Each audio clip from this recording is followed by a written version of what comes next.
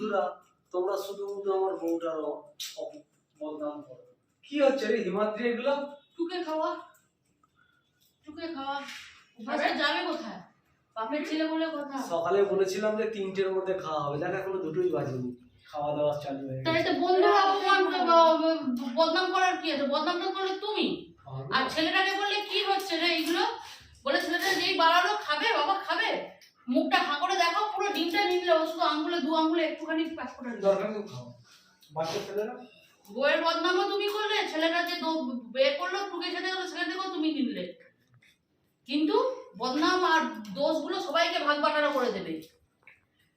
আজকে আমার পুষ্টির দরকার, আমার প্রচুর খাটনি হয়েছে। পুষ্টির দরকার। চলো তোমাদেরকে দেখাই দুপুরে কি রান্না বাড়ি হচ্ছে, কারণ এখন আমার স্নান হয়নি, বা স্নান করবো তারপর খেতে দেবো। আর ওই খেতে বসে না, সপ্তাহে একটা দিন তো ওই ভিডিও করতে করতে না আমি খেতে পারি না, কিন্তু অনেকেই খেতে পারি। এই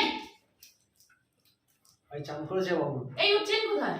নিচে আসে। সর এদিকে, সিট করো, দিচ্ছি। চান করে এসেছে না, খিদে পেয়ে গেছে। তা ওই জন্য কি হয়, আমি ওই আগে বাবা দেখিয়ে নি, তারপর রিল্যাক্সে নিরিবিলিতে বসে বসে খাবো। ওর গামলাটা নিয়েছো বলে ওই রকম হচ্ছে। চলো প্রথম থেকে দেখাই একদম কি রান্না হয়েছে। এখানে একটু সালাদ আছে। তুমি বলেছিলে করলা ভাজাটা করতে? না না বলিনি। আমি আমার মাথা থেকে বুদ্ধি লাগিয়ে। Good, very good, very good. দরকার দিতে তো। এদিকে দেখো, আমি আমার মাথা থেকে বুদ্ধি লাগিয়ে করেছি। ও ঝাক বলনি, ও জঙ্গল থেকে উচ্চে তুলে নিয়ে এসে বেঁধেছে। এখানে করলা ভাজা করেছি। এইটা হচ্ছে মাছের তেল বলবো না, ডিম। ওই যে ডিম একদম পরিপূর্ণ হওয়ার আগে যে হয় না, কি বলে ওটা? ডিম যখন জাস্ট হয় না মাছের পেটে অল্প করে, তার সঙ্গে যে লেলাটার মতো থাকে সেইটা। হ্যাঁ, ওই একটু তেল তেল মতন আছে, তারপর ডিম মতন আছে। ওইটা করেছি বেগুন আলু দিয়ে, একটু চচ্চড়ি পেঁয়াজ দিয়ে। এটা আমি, আমার বর আর ছোট ছেলে খাবে। এটা মাছের তেল না। হ্যাঁ, এই যে দেখো ডিম দেখতে পাবে অনেকে, এই যে এরকম ডিম, এই যে এরকম ডিম। ওইটা বুঝতে পেরেছে না?